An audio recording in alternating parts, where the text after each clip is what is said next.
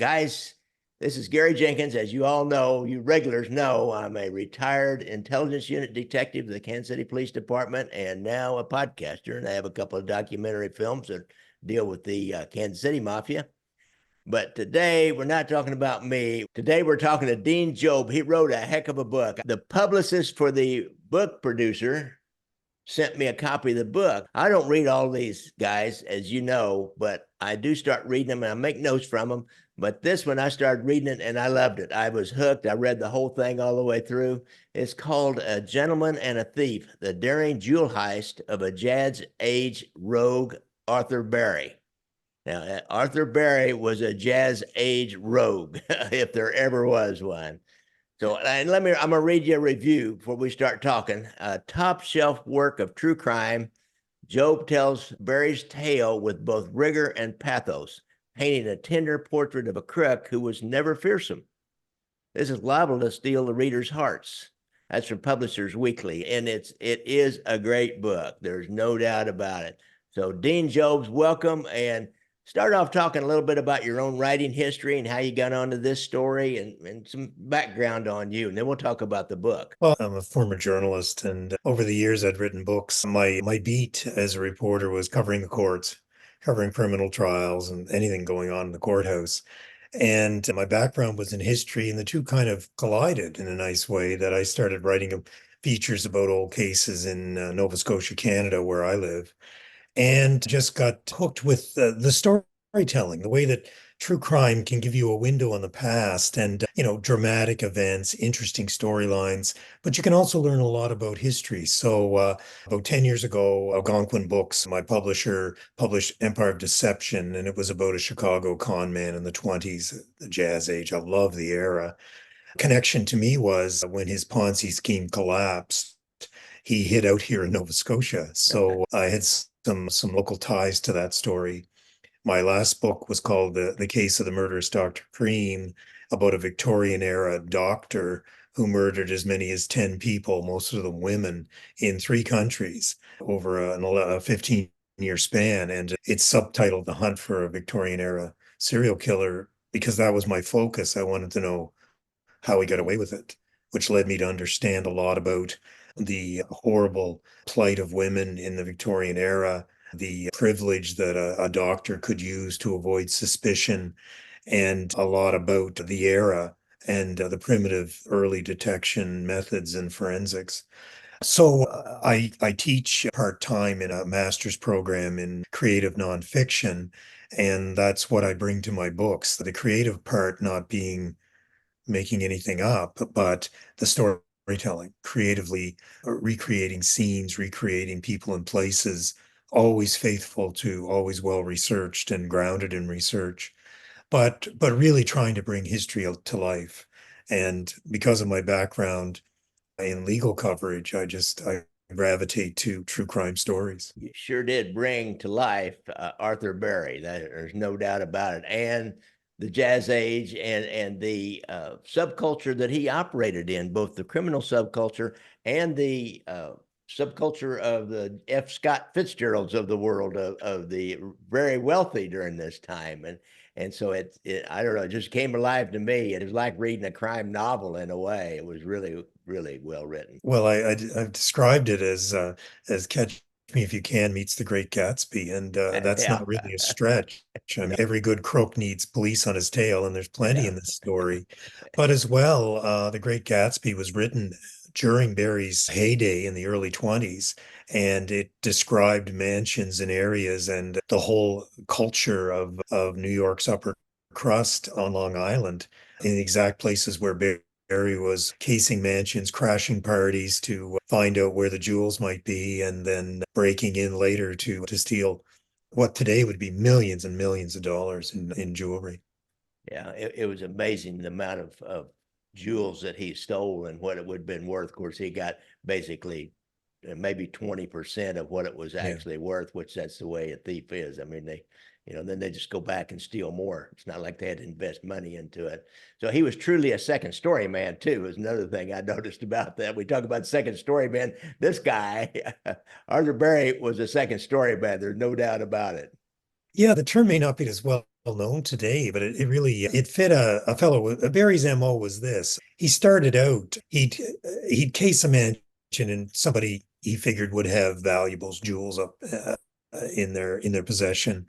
And while the family was at dinner, he would find a ladder on the estate or nearby and put it up against a window, sneak in, sneak out, and of the second story. So he became very adept at that. And as time went on, he had to get a little more brazen because sometimes when people were home or weren't home, they had their jewels on them. So he had to pick his time. And he discovered when people were home safely in bed was the time you could count on the jewels being there. Yeah. So he would try to sneak into bedrooms. And if he did confront somebody, he was always gentle. I mean, the newspapers were calling him the gentleman bandit. They didn't know who it was, but this kindly bandit who would assure people, no, don't worry, I'm only here for the jewels. I won't hurt you, and sometimes even ask them how their night out was. So he would try to put them at ease so he could go about his real job of finding and taking all the jewels.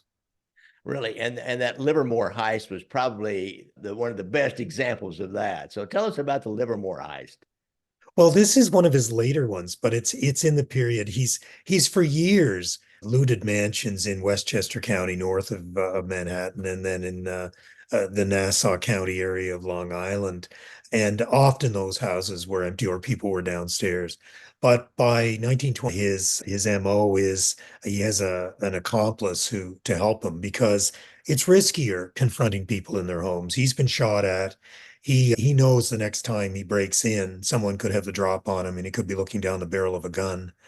So he hits a little muscle to help him, but he still has this put people at ease. And in the Livermore case, it started to become the heist from hell because they figured the jewels were in a safe and Livermore, who was a Wall Street a gambler of the highest order and probably thought he could outthink these two hoods, kept saying he couldn't open the safe. And one of the guys goes down the ladder again to get a chisel and a hammer to break the safe open. So it means Barry's in the room a long time. And he's putting the people at ease. But Dorothea Livermore, the wife, starts thinking, maybe I can play on this guy's natural goodness, and he's already taken some jewels, and she actually talks him into giving back a ring for her and her husband that they said were like these pinky rings were so sentimental value. So he gallantly gave jewels back, which prompted his accomplice to say, let's get out of here while we still got something. And they still did get lots of loot. But it was just this very rightly later claim that, any other burglar is going to think this is nuts. But yeah, I did it. It seemed like the right thing to do. I gave back the loot as I was in mid-robbery. Really. And another story I found interesting was maybe a little bit earlier in his career when he went out and partied with the Duke of Wales, who was the next king of England, who was partying in one of these Long Island mansions. And, if you've ever driven out in Long Island, I know we've got New York listeners who probably have driven out. I was there once. These huge mansions that sit back away from the road and with large grounds around them and, right on the ocean. And it would be easy to sneak up to them and then crawl up the side. Your worry would be if one of the staff happened to walk out or something. So, but they were having parties and he would infiltrate these parties. So tell us about that. It was He infiltration of had parties. he had many methods. He would read the social pages and get a sense of who was around, who was in Palm Beach. He would figure out who's rich and where they lived. Some wives, socialites would appear in photos, resplendent in their pearls and jewels. So this would help him say, there's a good target. But one of his methods was simply to put a tux on, jump over the wall of an estate, sneak up to the house, and suddenly blend into a garden party, grab a cocktail like he belonged. And he was handsome. He knew how to dress. He knew how to feign an upper class accent. He was a working class Irish kid from Worcester, but he pulled it off. Incredibly charming. I mean, he was like a con man in these settings. But what he was doing was mingling and then finding an excuse to wander upstairs. And what he wanted to do was, where's the master bedroom? Where are the jewels likely to be later? Which rooms should I open the window to so I, unlock the window so I can get in. Is Yeah. there an alarm system? He's casing the joint, is what he's doing. But at this one particular party in 1924, the guest of honor was the Prince of Wales. Yes, the future Edward VIII, who was visiting Long Island in a well-publicized party holiday. And Barry bumps into him. And the people around the prince is saying, he's so constrained by royal duties, he'd love to see the town. And Barry, who's calling himself Dr. Gibson quite grandly, says, well, let's go to town. I'll show you around the speakeasies of Midtown Manhattan. And that's what he does. So he spends this incredible night with the Prince of Wales. And I had to start the book with this because it was just a gift. I mean, it was Yeah. incredible because it really set the tone for how slick he was. But of course, it's all leading to he'll come back a few nights later and try his luck at the jewels. Yeah, here's this working class kid from, I guess, the Boston area, but he Yeah. knew the underculture, underbelly, the seamy underbelly of New York City, and so he brings the Duke of Wales and introduces him around. I can imagine what some of his friends, people that knew him, thought. Like, well, how does he do this? Well, his wife later said they went to one of these restaurants or speakeasies, and everyone was sort of like looking at Barry, and she had no idea why. And Yeah. even and a waiter comes over and says, "How's the prince tonight?" And finally fess up that he'd had this encounter. But it wasn't just as a patron. Barry was truly what they called a plunger, and that's the best way to say where that's playing came from was he plunged into the nightlife of jazz age New York. Yeah. So he's like Nathan Detroit, a Runyon-esque character from Guys and Dolls. He's playing craps all the time, usually losing, which means he has to steal more money to gamble. He probably was probably a gambling addict. He said he enjoyed gambling more than sex. And yeah, he lived that seedy sort of underworld life and knew some pretty bizarre characters, some dangerous, not so dangerous, some other con men. And of course they all, at least on the surface, feigned to not realize what the others were doing. And sure enough, Barry passed himself off as a successful salesman who was pretty good at gambling to explain why he was often flush with cash. And a lot of people seem to have bought into that. Interesting. Let's talk a little bit about his wife. He was Anna Blake. She was the love of his life, and she becomes an integral part of his life because when he gets caught, then he breaks out of prison and they lay low for quite a while. So tell us about Anna Blake. She's kind of an interesting character. She stuck with him because she wasn't really from the criminal underworld. It didn't seem like she No, just not was at in love with the guy. not at all. And I was really pleased as I did the book that I was able to find out as much as I could about her because she's kind of a shadowy character. In fact, to the point where surviving family members of Barry's family who knew him while he was still alive, he lived till 1981. Young nieces and nephews, well, were young at the time. I interviewed them now, and they didn't know he was married. Hmm. So it was kind of like a forgotten family secret. But he meets Anna Blake is a district captain in the Tammany Hall organization. So she's part political worker, part social worker. She's on the ground, responsible for several blocks of what was then sort of the southern edge of Harlem. And she's recently widowed. She meets Barry, falls hard for him, and I think truly, probably says later, she had no idea what he did. Like everyone else, she thought he was just a successful salesman and gambler. But he's obviously smitten with her because in 1927, after the Livermore robbery we talked about, he is arrested and Anna's with him. And worse, he's made the mistake of giving her a ring he'd stolen. It wasn't particularly valuable, but it was identified as loot from an earlier robbery. So she was about to be charged as an accessory. And certainly the police and the DA were putting the pressure on, using this threat as pressure. So Barry confessed to make sure she walked free. And so, gentleman to the end, he did the gallant thing. He did. And she talked about how, this destroyed her world, but she stuck by him, as you said. And within a couple of years, he's going to break out of prison to be with her. And that part of the story, again, as a writer of nonfiction, you want to you can't make up things to fill in the gaps, but you keep researching and hoping. And I found 7 or 8 installment my story, my life of love and fear with the world's greatest jewel thief is what it was headlined. But it was Anna Blake's confessional. It Wow. was everything from how they met to what happened when she found out what he really did to their life on the run for years. And a lot of that material I would not have found. And of course, I had her voice. She was telling it firsthand. So, yeah, she was remarkable character and a very strong woman, endured incredible heartbreak with dignity and she was reviled in the press that a lot of reporters made it clear they did not believe that she wasn't an accomplice, but I believe her. Interesting. Another thing is, cops at the time were not the most professional, and he didn't have the scientific advances. Of course, there's no cameras, there's no DNA, none of that.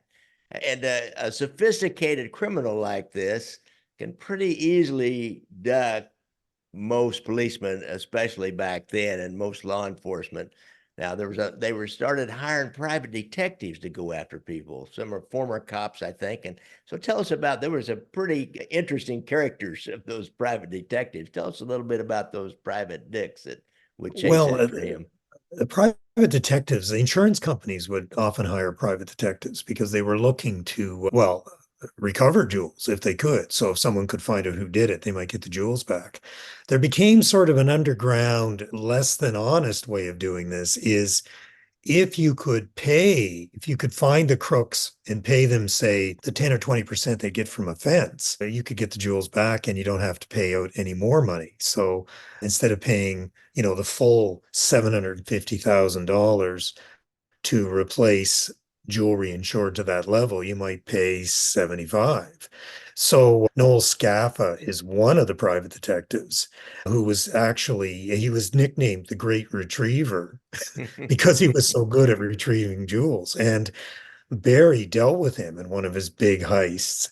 And for a jewel thief like Barry, well, this is great because he doesn't have to fence the jewels. He doesn't have to worry about getting them out of settings or whatever.